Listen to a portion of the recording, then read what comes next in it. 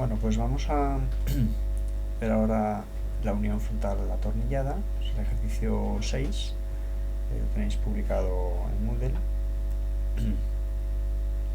El enunciado del ejercicio, vamos a revisarlo, es este. Se trata de proyectar una unión atornillada frontal, ¿vale? Se llama frontal porque la chapa que realiza la unión está soldada frontalmente contra el perfil y frente con frente con otra chapa idéntica. La unión está sometida a momento cortante. Podría tener también axil, pero el axil en este caso no existe. Se trata de un IPE 300, ¿vale? Los esfuerzos son 130 kN de momento negativo, es decir, momento que tracciona la parte superior de la unión, y 126 kN de cortante, ¿vale? Bien, la primera cuestión, vamos a ver un poco lo que podría ser un esquema de esta unión. ¿Vale? Esto está hecho con el programa IDEA estático, luego reproduciremos estos cálculos al final, pero básicamente aquí nos permite ver un poco pues, el funcionamiento, ¿no? Cuando aplicamos momento negativo, la parte superior de la unión tiende a abrirse y por tanto moviliza los 4 tornillos que son básicamente los que van a resistir esfuerzos. Entonces, un primer planteamiento es que la unión, los tornillos tienen que ser suficientes como para poder resistir en el momento que viene este par de fuerzas. La unión va a tender a rotar alrededor de un punto que llamamos centro de rotación de la unión, que está aproximadamente situado en el eje del ala inferior, y con ese criterio pues vamos a poder predimensionarla, ¿vale?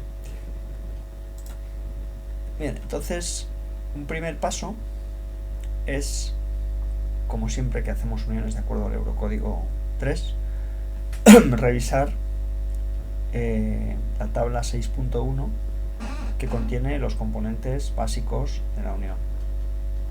Esos componentes básicos de la unión, en el caso de la nuestra, pues no tenemos ningún pilar, por tanto podemos ir avanzando en la tabla y observamos que el primer componente es el número 5, que es la chapa frontal a flexión, ¿vale? Pues aquí tenemos los artículos que tendríamos que revisar. Tenemos también el ala inferior y el alma de la viga a compresión, el ala de la viga a tracción o el alma de la viga a tracción, vamos a ver qué serían ambas. Cortante, tornillos a cortante, tornillos a tracción, tornillos a aplastamiento, o más bien chapas a aplastamiento, y soldaduras. Esos son los componentes que tenemos que considerar. Y en cuanto a la rigidez, estamos en las tablas 6.9 y 6.10, nos indicaría los tipos de unión que vamos a encontrar. En este caso la tabla 6.9 sería para uniones viga-pilar y la tabla 6.10 para uniones viga-viga. Si tenemos, para uniones atornilladas, y la tabla 6.9 para uniones soldadas. Entonces la tabla 6.10 buscando, pues tenemos uniones viga-pilar y empalmes de viga. Empalme de viga a ambos lados con momentos iguales y opuestos. Fila de tornillos de tracción, pues hemos visto que tenemos 2, entonces sería la de abajo. Con una fila intervendrían los coeficientes de rigidez K5 y K10, y con 2 o más el coeficiente K equivalente, que obtendremos en base a K5 y K10 de cada una de las filas. Vale, entonces en resumen, desde el punto de vista de la resistencia vamos a tener que verificar los tornillos, el ala y alma de la viga a compresión, las soldaduras, la chapa frontal a flexión, el ala y alma de la viga a tracción y los tornillos a cortante. Y desde el punto de vista de la rigidez, los tornillos y la chapa frontal son los elementos que van a aportar flexibilidad a la unión. De todas estas comprobaciones vamos a ver que normalmente la más crítica va a ser la de la chapa frontal a flexión.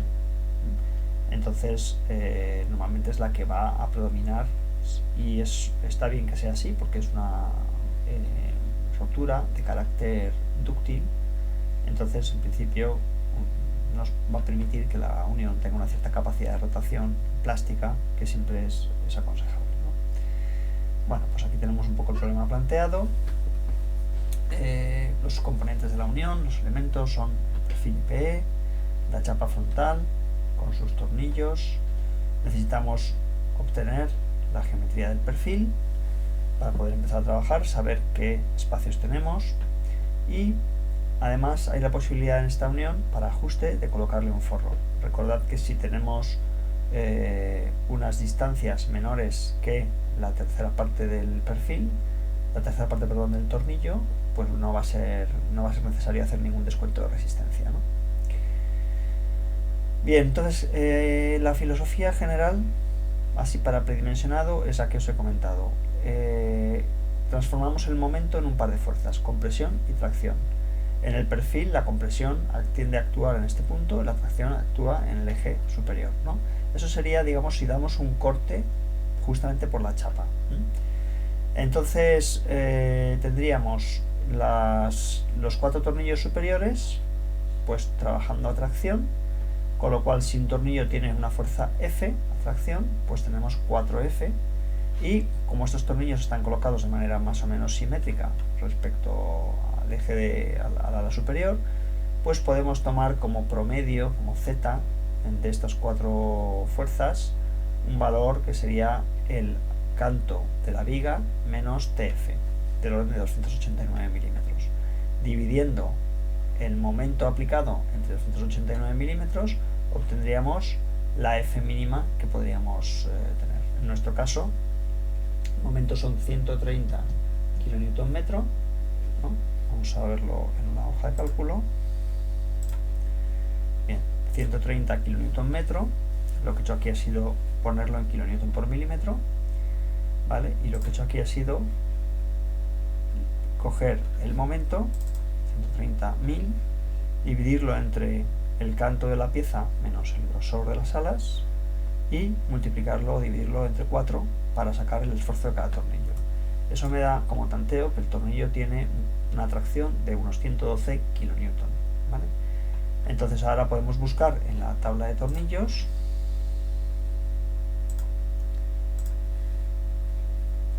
qué tornillo podríamos usar con la capacidad de tracción. En tornillos 10.9, pues vemos que el tornillo 16 estaría muy justo y el tornillo 20 estaría sobrado. Entonces, como no queremos que el tornillo sea un elemento restrictivo, porque además de esas tracciones los tornillos tendrán cortantes también, pues vamos a quedarnos con el tornillo de métrica 20. Vamos a suponer que tenemos arriba 4 tornillos de métrica 20. Este sería el predimensionado de la unión, ¿vale?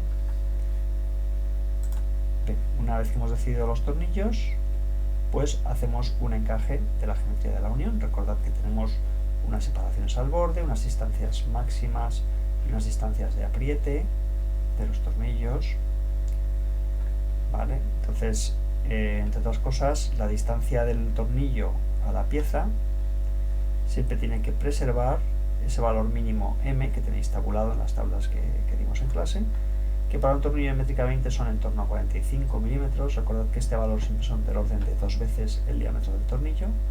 Entonces tendríamos que dejar ahí un mínimo de 40-45 milímetros desde la cara del perfil hasta el eje del tornillo. Eso también debería darse aquí. Entonces lo que hacemos es buscar una distancia que nos preserve desde la cara del perfil hasta el tornillo en torno a 45 milímetros. Pues con una distancia de 100 milímetros estamos bien. Y luego pues tenemos que fijar las distancias a borde, que cogemos pues unas distancias estándar de 40 milímetros en anchura, lo cual nos da una chapa de 180, y 45 milímetros hasta la parte superior, y dejamos abajo un rebosadero de 10 milímetros para poder hacer la soldadura de la parte inferior a la chapa sin ningún problema, ¿no? Entonces la geometría final pues es esta que veis aquí, y esa es la que vamos a chequear a continuación.